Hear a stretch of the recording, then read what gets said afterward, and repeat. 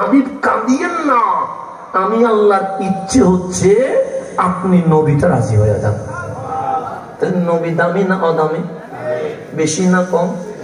এখন আরেকটু বুঝেন আমার কথা, আমাকে তো বুঝতেছেন ঝামেলা হচ্ছে কোনো?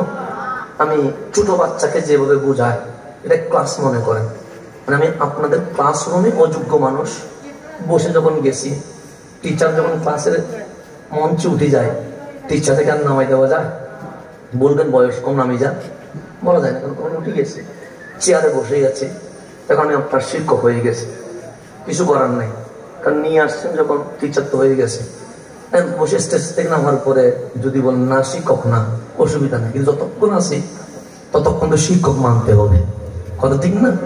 তো শিক্ষক আদরও করতে পারে, মাঝে মাঝে শাসনও করতে পারে, পারে কি পারে না? পারে।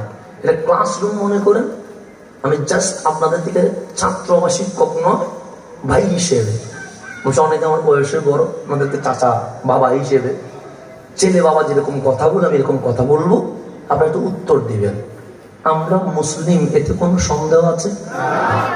আমরা কার উম্মত? আল্লাহর উম্মত হতে পারে? কার উম্মত? আমরা আল্লাহর বান্দা, উম্মত হচ্ছে রহমতুল্লিল, আমরা নবীর উম্মত, এতে কোনো সন্দেহ আছে? তাহলে বাবা আদমের জামানায় যারা ছিল ওরা বাবা আদমের উম্মত।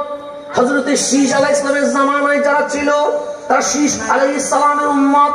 হযরত নূহ আলাইহিস সালামের জামানায় যারা ছিল তারা নূহ আলাইহিস সালামের উম্মত।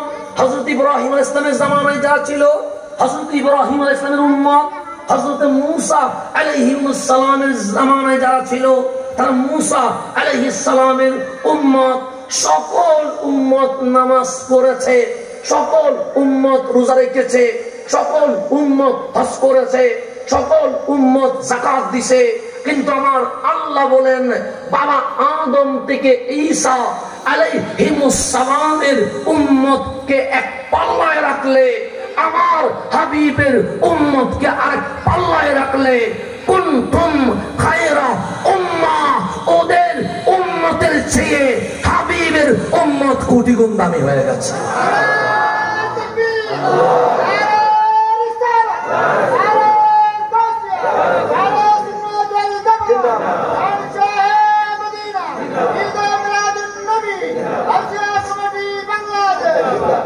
নামাজ বাবা আদমের উম্মত পড়েছে কি পড়ে না? পড়ছে। যেমন রোজা সহজ না তো কঠিন।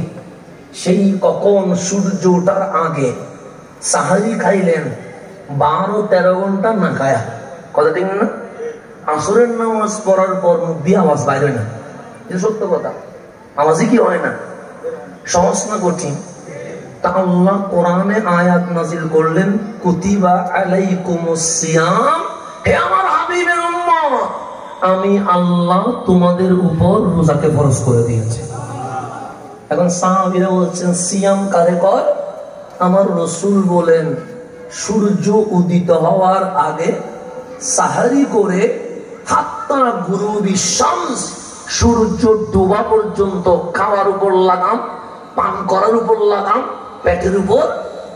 সাহাবায়ে কেরাম থেকে শুরু করে আমরা সবাই আশ্চর্য হলাম।